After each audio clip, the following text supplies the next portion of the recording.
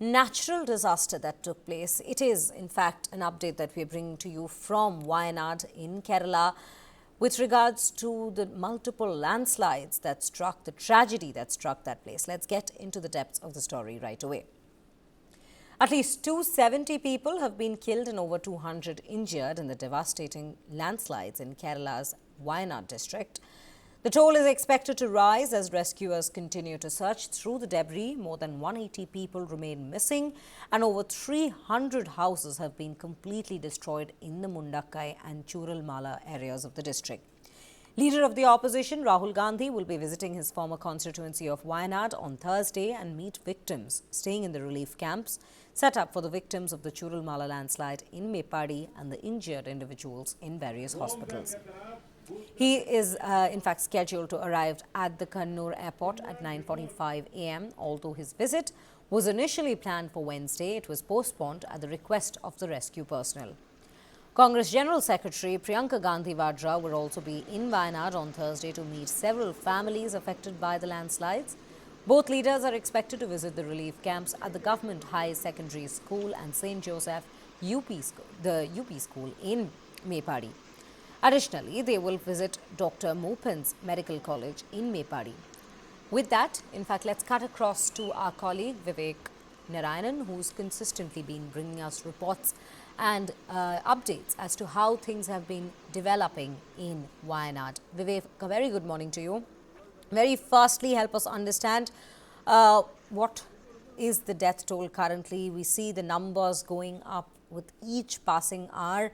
And from what it seems, this extent of this landslides, of the multiple landslides that struck there, I think it's one of the biggest disasters that's occurred in this region, especially in Kerala over the years, as well as also help us understand what are the preparations that are being taken by the personnel, because from what we are learning, the engineers have made quite a progress with the bridge that they are constructing in that area to progress and take further the rescue operations that have so far been underway.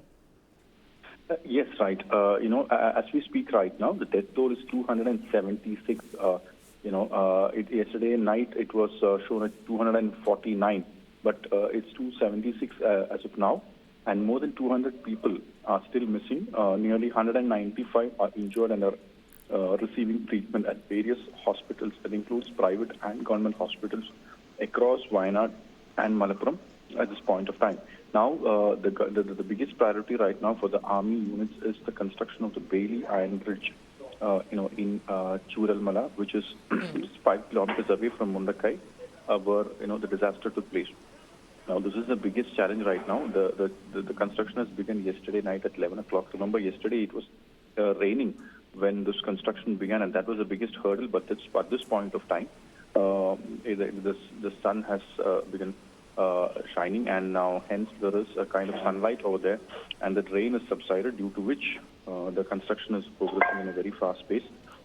Yes, today is very, very important as far as rescue operations are concerned, because once this bridge is built, that you can get the earth movers, JCB machines, and other machineries, state-of-the-art machineries at that point of time, and ensure that all those people who are stuck under the debris, the concrete debris, could be removed, could be located, and then taken to various hospitals for treatment. The people, especially there are a lot of families out there who are basically trying to locate their dear and near ones, and some of them are children, some of them are women, some of them are elderly people. So there are a lot of confusion and resentment and despair among the faces of the people out there. So the government is trying to help them with all possible facilities available on hand. At this point of time, remember, there are a lot of limitations to reach this place. However, once the construction of the bridge is over, movement of machineries will be more and more easier, and various infantry units from Trivandrum, from other places, from Bangalore, Hyderabad, Madras, everything will be reaching out there, and it will be easy for the the rescue operations to continue. But the biggest question is how many still missing are still trapped under the debris, concrete debris. So that is the biggest question. So once once the rescue operations are over, only then you will get a clear picture as the total death toll, but as of now, it's 276 is what they say.